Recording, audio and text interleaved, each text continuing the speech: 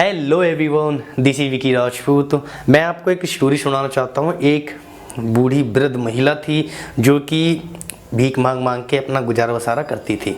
तो वृद्ध महिला क्या करती थी, वो सभी के यहाँ जाके कुछ ना कुछ मांगती थी। तो उसने एक घर ऐसा देख रखा था जहाँ पे वो डेली जाती थी, मतलब सप्ताह में 2-3 बार जाती थी और उसको एक मुट्ठी चावल का दाना मिल जाता था। और वो घर वाले काफ़ी अच्छे भी थे, दानी थे, उसको सोचे समझे उसको दे देते थे। ऐसा काफ़ी समय तक चलता रहा और बूढ़ी महिला उनके पास आती, उनसे कुछ चावल लेती और वो चली जाती। एक दिन क्या हुआ, जैसी वो बूढ़ी महिला आ रही थी, बूढ़ी महिला आते आते रास्ते में जिस घर में वो डेली चावल मांगने जाती थी कुछ समय के लिए, उसका बच्चा वहाँ पे खेल रहा था और उसके गले में सोने की चैन थी। तो उस बूढ़ी महिला को सोने की चैन देख के उसका मन ललचाने लग गया। तो उसने क्या किया, झटपट इधर देखा उधर देखा, आगे पीछे देखा, कोई नहीं दिखा। उसने झटपट गई और सोने की चैन उतारी और रख लिया जेब में। और उस दिन वो घर पे गई भी नहीं मांगने के लिए और सीधे सीधे वो अपने घर आ गई और मन ही मन सोचते रही कि हाँ, अब मैं इसको सोनार को पास ले जाके बेचूंगी और कुछ पैसे जुगाड़ करूंगी। उसने अपने घर के बाहर ईंट के नीचे उसको छुपा के रख दिया।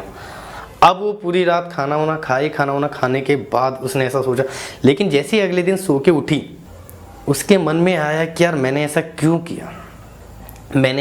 किया जहाँ से मुझे हमेशा खाने के लिए दाने मिलते, खाने की व्यवस्था होती, वहाँ पे जाके मैंने चोरी करी, मैंने ऐसा क्यों किया। वो अपने मन ही मन कोसती रही।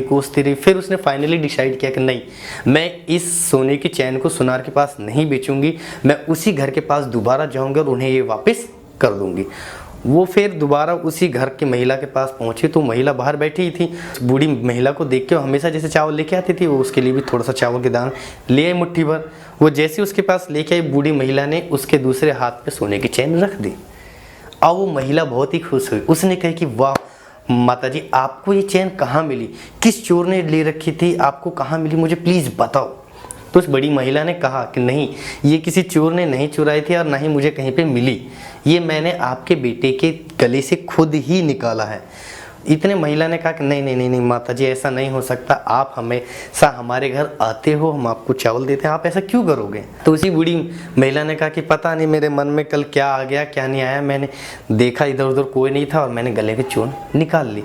फिर उस बूढ़ी महिला ने पूछा कि पता नहीं कल ही मेरे मन में ऐसा क्यों आया, इससे पहले कई बार मैं आई आपके यहाँ, आपका बच्चा खेलता भी रहा, लेकिन मेरे मन में कभी ऐसा कुछ नहीं आया, लेकिन कल ही मेरे मन में ऐसा क्यों आया।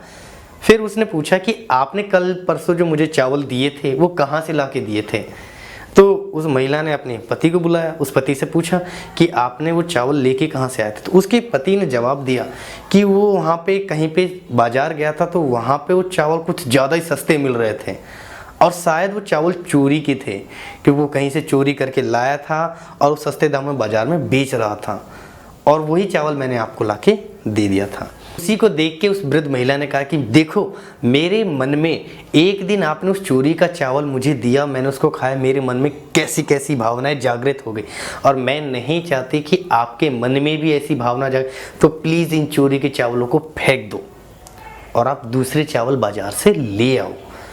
ये सुन के उसकी बीवी और उसका जो हस्बैंड था काफ़ी खुश हुआ। उनको एक सीख मिली कि हमें अपनी लाइफ में कभी भी कोई भी चोरी का सामान या फिर कोई की चोरी की चीज़ें नहीं रखनी चाहिए, नहीं उसका उपयोग करना चाहिए।